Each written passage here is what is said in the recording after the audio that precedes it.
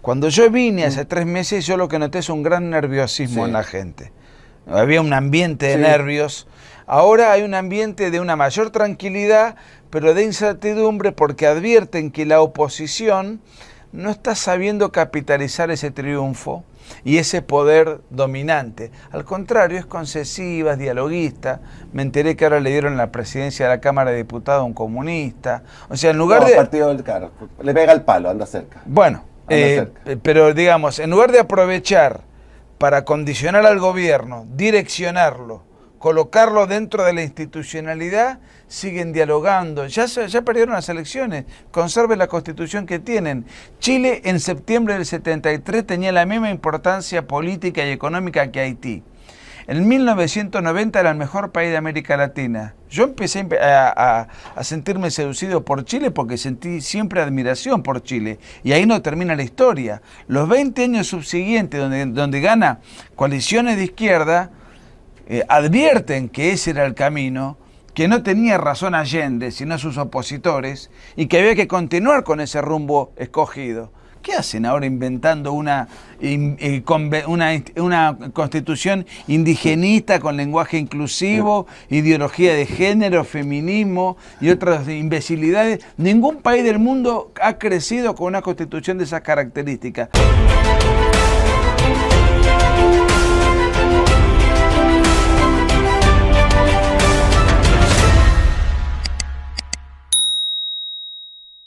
Muchas gracias, bienvenidos a un nuevo capítulo de Tolerancia Total.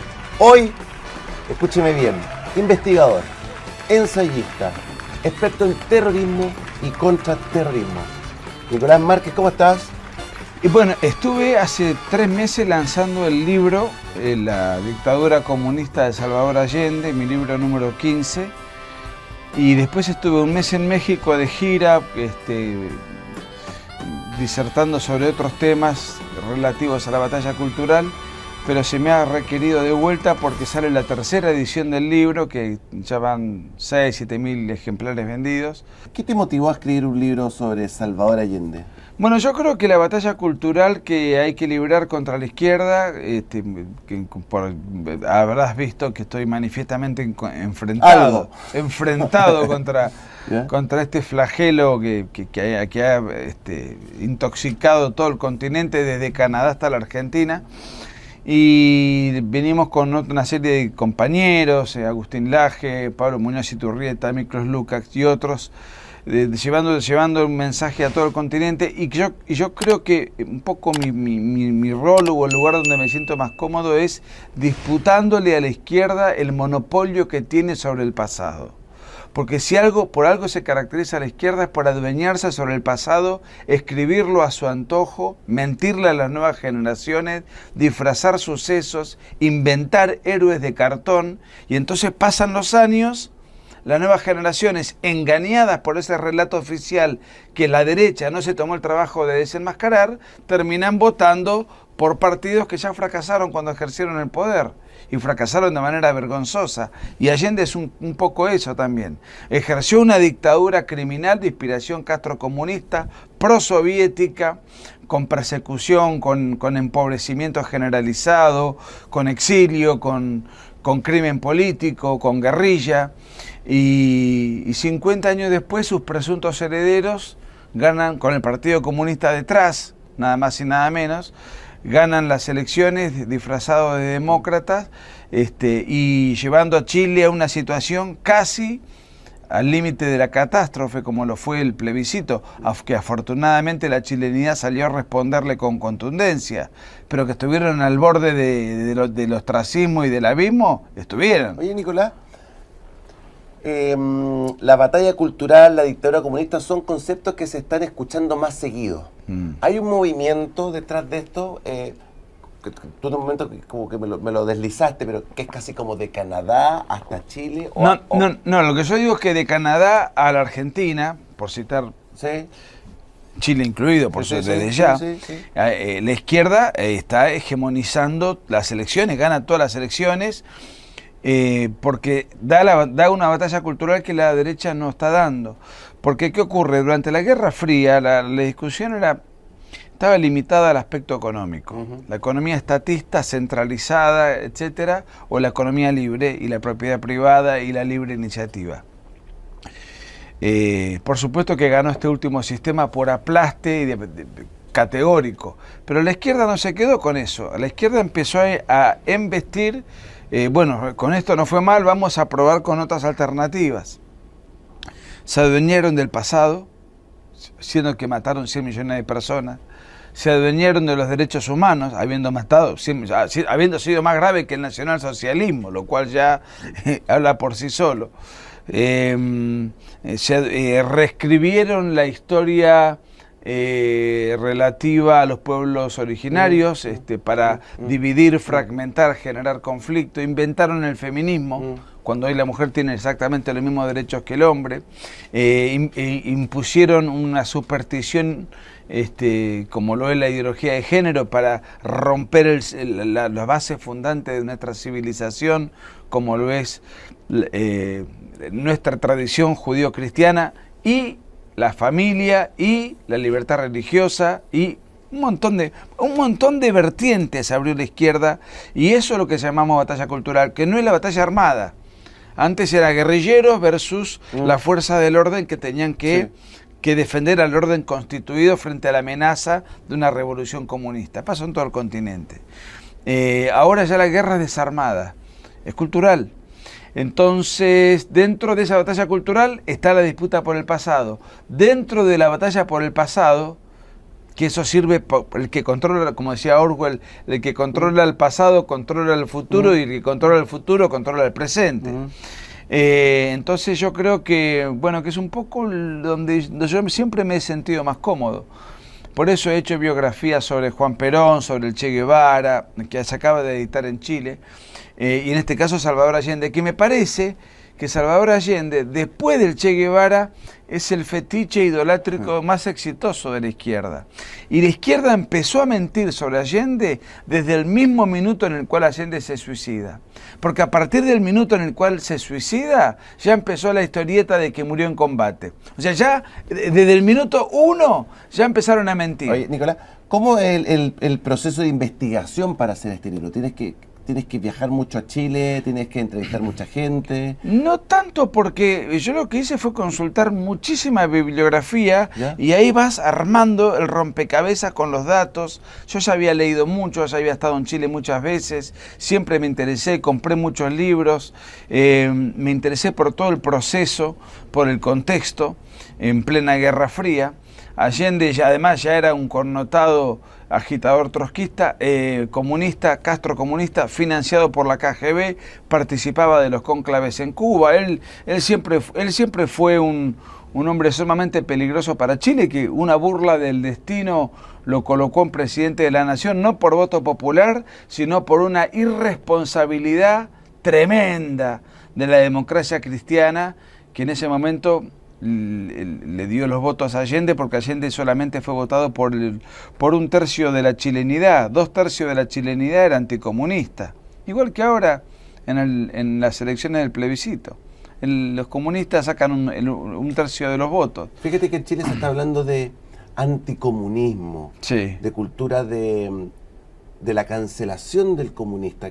¿Hay algo de eso, no?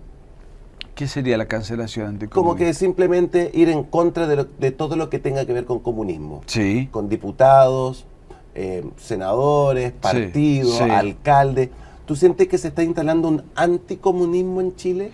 Bueno, a ver, hay un efecto de acción y reacción. El gobierno de Boric, que es extremadamente malo y que los índices de aprobación lo dan por el subsuelo. Un gobierno que ha tenido una paliza categórica en el plebiscito del cual se jactaron, y que además este gobierno nació de ese plebiscito que le arrancó al tibio de Piñera. Entonces, bueno, sí, llegaron al poder, tuvieron sus primeras semanas de idilio, pero no pudieron sostenerse, si son unos improvisados. Reivindican un gobierno que fracasó vergonzosamente como el de Allende. No tienen un programa, la constitución que preveían, que era un desastre, afortunadamente fue rechazada de manera abrumadora. Entonces sí, yo noto que, a ver, acabo de llegar. Cuando yo vine hace 3 meses, yo lo que noté es un gran nerviosismo en la gente. Había un ambiente de nervios. Ahora hay un ambiente de una mayor tranquilidad, pero de incertidumbre, porque advierten que la oposición no está sabiendo capitalizar ese triunfo y ese poder dominante. Al contrario, es concesiva, es dialoguista. Me enteré que ahora le dieron la presidencia de la Cámara de Diputados a un comunista. O sea, en lugar de... partido del carro, le pega el palo, anda cerca. Bueno, pero digamos, en lugar de aprovechar para condicionar al gobierno, direccionarlo, colocarlo dentro de la institucionalidad, siguen dialogando. Ya perdieron las elecciones, conserven la constitución que tienen. Chile en septiembre del 73 tenía la misma importancia política y económica que Haití. En 1990 era el mejor país de América Latina. Yo empecé a sentirme seducido por Chile porque sentí siempre admiración por Chile. Y ahí no termina la historia. Los 20 años subsiguientes, donde gana coaliciones de izquierda, advierten que ese era el camino, que no tenía razón Allende, sino sus opositores, y que había que continuar con ese rumbo escogido. ¿Qué hacen ahora inventando una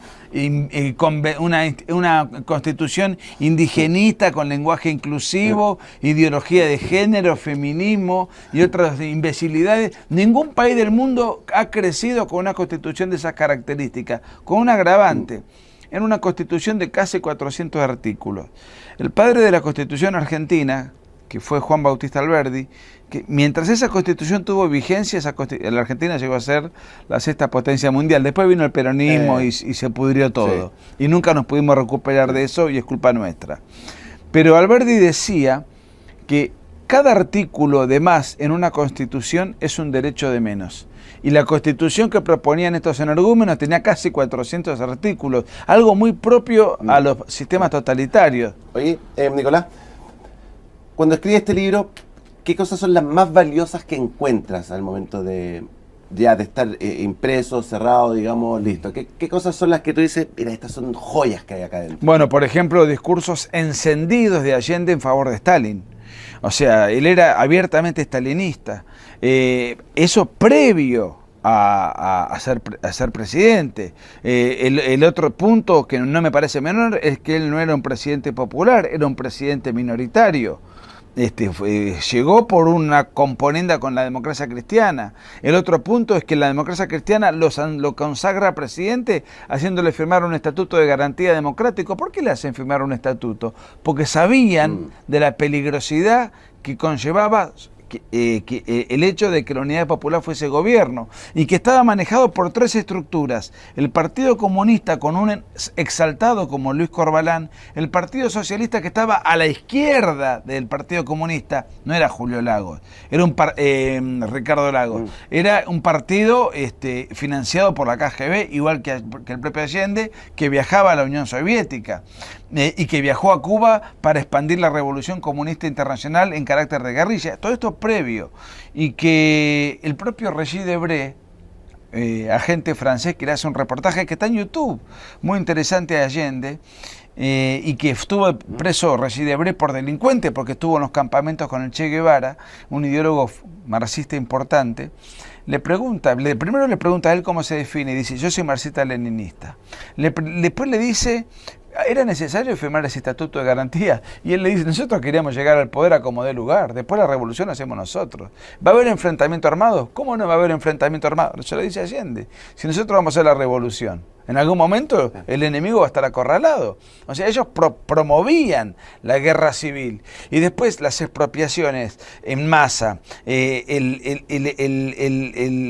la desatención absoluta de todos los poderes del Estado. Y quiero aclarar algo: el empobrecimiento generalizado, el desabastecimiento, la escasez, los grupos de Castro. Como Fidel Castro tuvo un mes. ¿Cuántos jóvenes saben que Fidel Castro estuvo un mes, un genocida, tirano, estuvo un mes entero en Chile, en el año 71, recorriendo las ciudades chilenas para dirigir la revolución? Y Allende ahí, empequeñecido, porque el que mandaba era Fidel Castro. Por supuesto, con toda una guardia cubana, con toda una estructura paramilitar. Y lo que más me impactó mientras iba elaborando el libro, es que en el año 73 suceden 4 cosas que le pegan 4 golpazos muy fuertes a Allende, por eso Allende se suicida. Por eso hay un libro que uso, entre tantos otros, para documentarme, que tiene un título muy significativo: Lo derrocó el pueblo. Y yo agregaría: lo derrocaron las instituciones chilenas a Allende. ¿Por qué digo esto? Primero, porque tuvo la huelga de la mina del Teniente, donde duró 3 meses, mataron los guerrilleros del MIR a los líderes que manejaron la huelga, pero no la pudieron frenar. O sea, se agruparon todos los gremios, la dictadura tuvo que frenar. La huelga de los camioneros, donde la dictadura metió preso a los 5 camioneros que lideraban la huelga. No era broma el gobierno de Allende. Porque su sobrina y sus aliados lo quieren poner como un bonachón socialdemócrata. No. Después tuvo el golpe donde quiso adoctrinar a los niños en la famosa ENU, y ahí es donde la educación nacional unificada, donde vuelven a perder, porque la mayoría chilena empieza a tomar conciencia de mayoría. Somos el 70%, tenemos que aplastar a la dictadura. Y además hubo elecciones en el 73, donde la dictadura pierde por 10 puntos, y después la Cámara de Diputados confirma que la dictadura hizo un fraude en su favor de 10 puntos, o sea que habría perdido por 20. Y finalmente, la Contraloría General de la Nación, la Corte Suprema de Justicia y el Congreso de la Nación declaran que Allende es un gobierno ilegal, ilegítimo e inconstitucional, y que había que destituirlo. Y eso se hizo. Nicolás, ¿a quién le recomendarías leer este libro? A todo el mundo, pero fundamentalmente a los que no vivieron el proceso de Allende, o sea, la inmensa mayoría de los chilenos. Yo mismo, que tengo 47 años, nací en el 75, yo mismo no tenía conciencia, no lo había vivido Allende. Así que yo se lo recomiendo. Un escritor quiere vendérselo a todo el mundo. Oye, hay que destacar la... se ve un libro fácil de leer. Bueno, tiene muchos títulos grandes, como que se ve ordenado, se ve amigable. Todo el mundo me ha dicho eso. Es un libro muy pasional, con mucha documentación, pero muy pasional, algunos me han dicho que tiene la cosa argentina de la polémica, del adjetivo, de la burla. Tiene un poco esa narrativa, está presente. Y bueno, ya va por la 3ª edición, no teniendo un aparato de propaganda tremendo, no teniendo una super estructura editorial que te impone el libro en todas las vidrieras, no teniendo nada. Es un gran esfuerzo de los chilenos que se han jugado, han apostado por mí, y yo les estoy muy agradecido y estoy muy feliz de estar de vuelta, precisamente presentando la 3ª edición, y cada edición fue de 2000 ejemplares, no eran ediciones chiquitas, y hay que venderlas. Eso. Y ahora se viene una gira por muchas ciudades. O sea, Nicolás Márquez vendiendo, haciendo gira, sur, después norte. Sí, para diciembre. Va bien la cosa. Y aparte es un tema que me apasiona. Sí. Nicolás Márquez, te quiero dar las gracias por venir al programa. Ya lo saben, pronto en más librerías se están imprimiendo cada vez más. Ahora se acaba de imprimir una brutalidad porque vamos a estar en todos lados. Y por internet la gente también la puede comprar. En Busca Libre, en la editorial Entre Zorros y Erizos, en muchas librerías también emblemáticas. Yo no sé, no estoy muy al tanto de dónde están. Pero uno lo puede encontrar. Perfectamente. Nicolás. ¿Me dejás decirte una última cosa que digo siempre? No apoyar el 11 de septiembre, porque después se me va a acusar, se me va a estigmatizar, no significa ser un demócrata. Significaba apoyar la continuidad de una dictadura vigente, castrocomunista y prosoviética. Entonces, cuando se analiza ese tema y se genera esa discusión, no es una discusión entre golpistas y demócratas.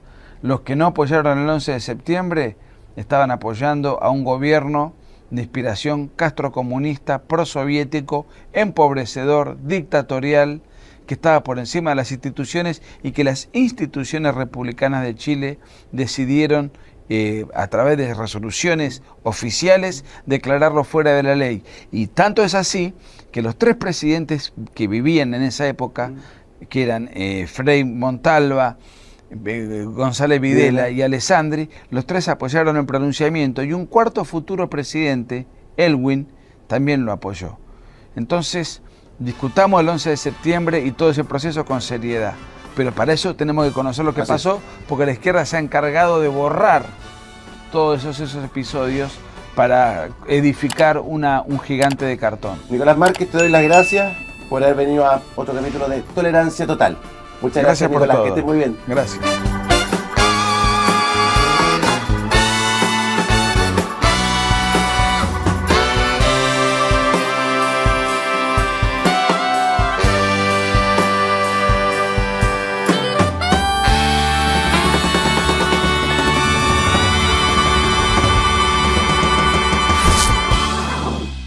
Si te gustan mis videos, si te gustan mis libros, si te gustan mis conferencias, yo ahora voy a estar abocado en este canal de YouTube a dar una serie de videos todas las semanas durante todo el tiempo. Ello requiere de tiempo, de preparación, además de todas las actividades intelectuales que uno lleva adelante.